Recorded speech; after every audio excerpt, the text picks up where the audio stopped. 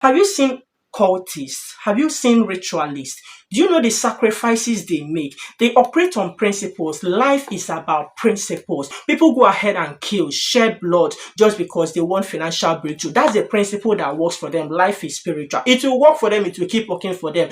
Do things not because you are doing it for any man, not for your pastor, not for any man, but because the Bible instructs you that you should do so.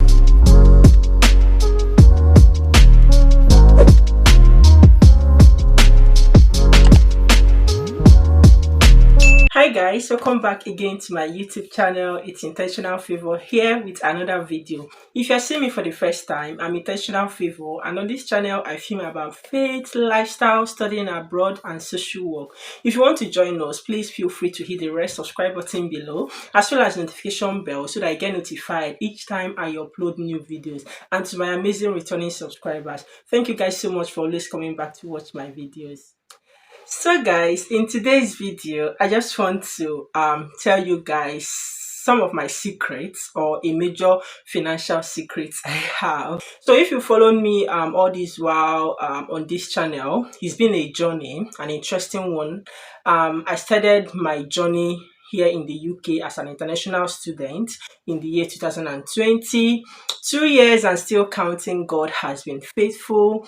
I came here just to give you guys a rough background because this is just to encourage you. As you know, on this channel, I'm your inspiration, okay? Here to inspire you and of course to give you reasons for you not to give up on life and not to give up on God. Okay, so when I came here, if you followed me, probably you've missed some of the videos where I shared my journey, like how I came here. So my dad managed to pay my first year tuition fee completely. That was £9,000. Yeah, and of course he sold his properties. It's not like he's wealthy. I don't come from a very rich family. My dad is just like, I don't know how I described it in one of my videos, is lowest of the middle class. So he sold his properties, landed properties, his shops, like buildings, to raise that money because he didn't have that money. And to the glory of God, that managed to pay my first year tuition fee. So when I came here, of course, I still have my second year tuition fee to pay and of course to sort out accommodation. Temporarily, I stayed with families. People that I know here, they accommodated me before I finally got my own place, and I shared in a video. Probably I'll leave links to all of these videos for you to get full gist in case you want to really know how far I have come in my journey. So I managed to pay off my second year tuition fee by myself. I managed to pay my accommodation fee, and of course I continued. I've been paying rent for over 1 year now in the UK, and I've been surviving. And lately, because I got married this year, of course, and my husband will be joining me soon, I had to get a bigger house, move because I got a job elsewhere and all of that. I've shared all of these with you. So I've continued all this journey, progress all this while, and God has been faithful.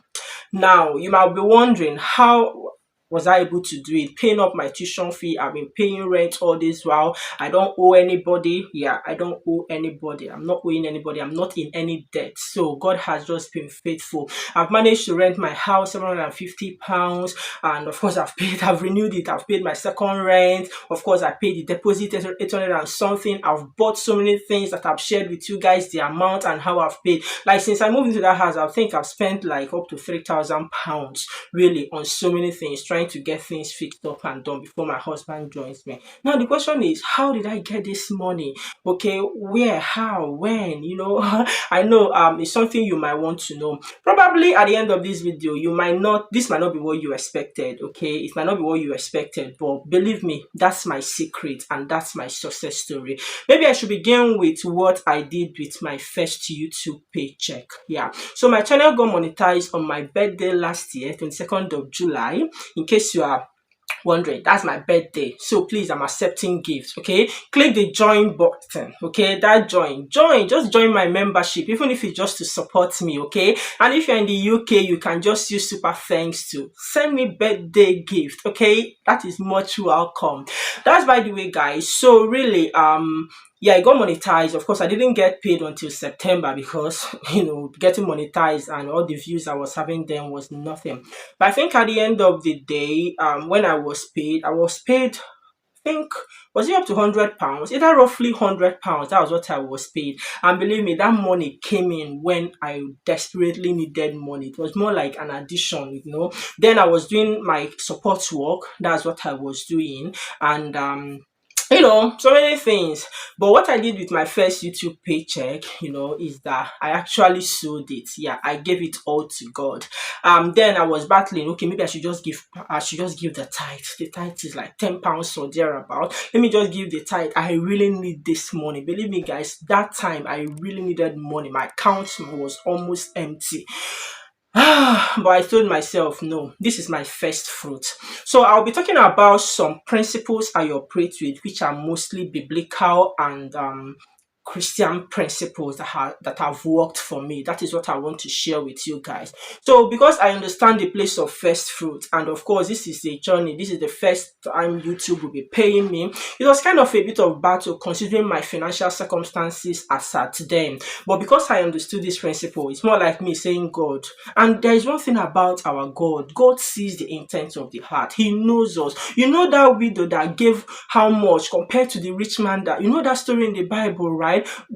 Her own gift, her own offering, despite the fact that it was very small, God actually appreciated it more than the rich man, regardless of what the rich man was even saying. So that was me just trying to say, okay, I understand this principle, first fruit. I'm going to give this all to God. It's not about tithing now. And of course, I gave it to God. So that's what I did with my first YouTube check. I'm not surprised at what God is doing on my channel, because believe me, guys, before my channel got monetized, I was always going on people's DM, begging them to subscribe to my channel. I was always begging people, please refer people, tell people to please now watch my video. Every video I release, I will always post it on my status, send it to people's DM, post it everywhere. But the moment I got monetized and of course I got busy, I actually stopped doing all of that. And from 1K subscribers, July 22nd, that was when I hit that 1K subscribers. And of course, I've already reached the 4,000 watch hours then. My channel got monetized. And since then, I've not really been going to people's DM, asking them to watch my videos or subscribe.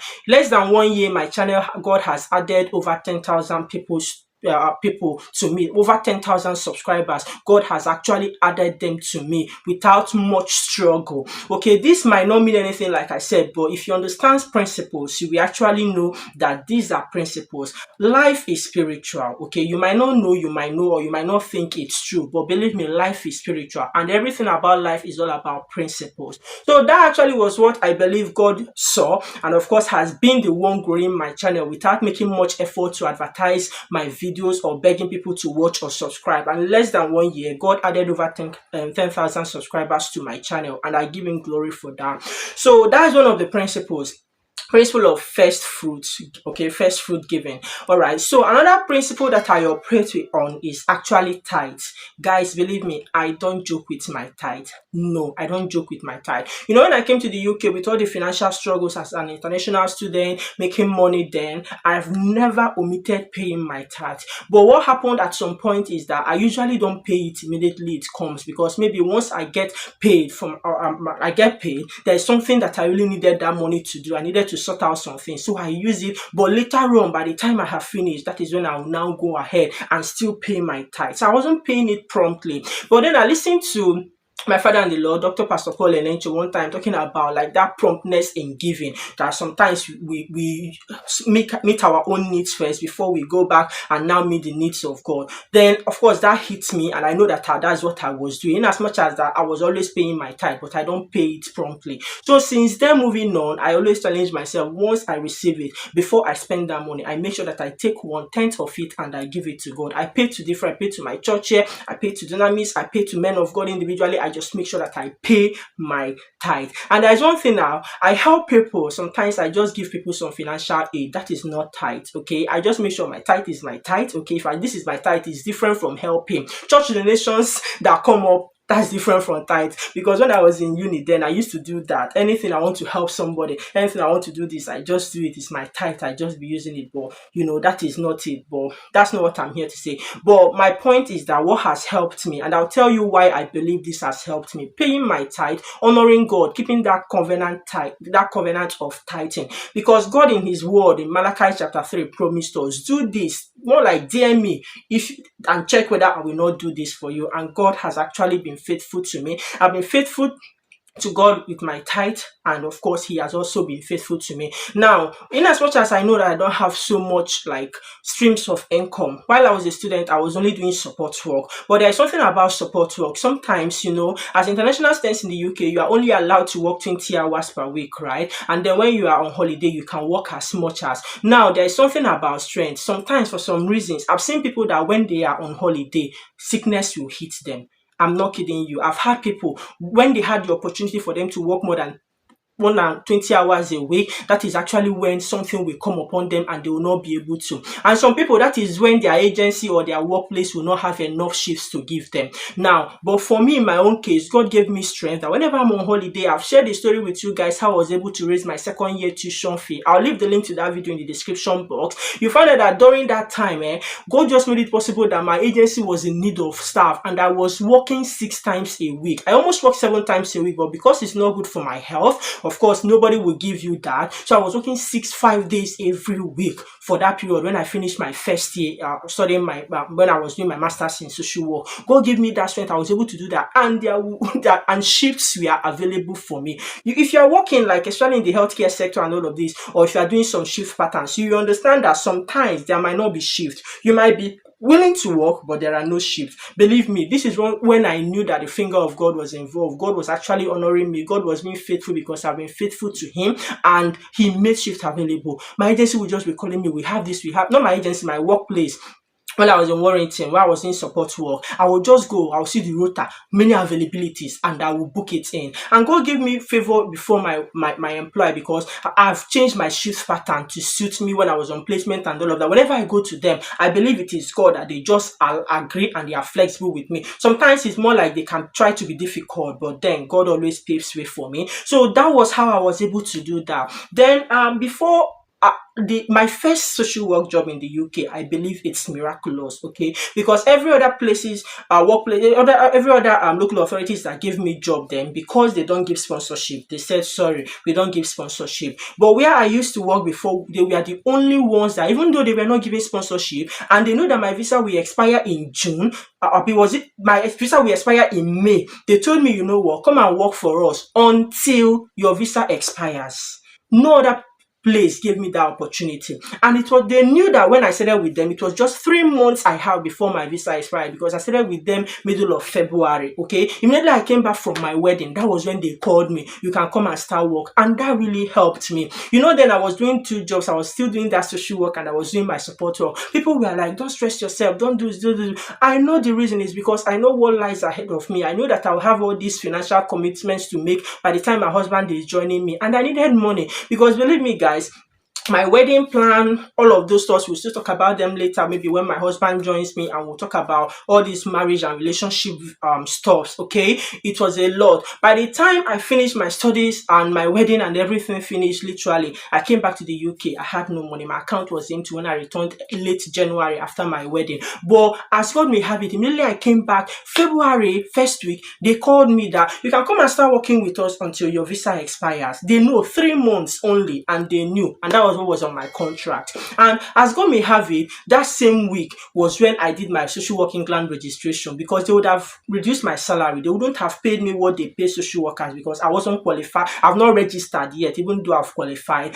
But God made it that the day before I started, I completed my social work England registration, so they paid me what they should pay me as a social worker, which is up like, maybe they would have paid me like 60% if I wasn't registered with social work England. But because I completed my registration, situation. Of course, they paid me 100%, if that makes sense. I believe that was God. Those 3 months I worked with those people, okay, that money, my salary was actually what helped me. That was the savings I had. Mind you, I was still paying for my other rent, right? Then I now went to my workplace and said, please, I can only work weekends now. I didn't tell them I have a new job. I just told them, please, I have other engagements. I can only work Friday and Saturday nights. And they said, at the end of the day, they still did it for me. And I was able to be working Friday nights and Saturday nights. And I do my social work Monday to Friday. It was hectic. It wasn't easy, but mind you, God provided the strength. God gave me the strength, and God gave me the opportunities that all this worked out. And of course, the little I was making twice a week from that was what I used for my daily upkeep and to pay my rent.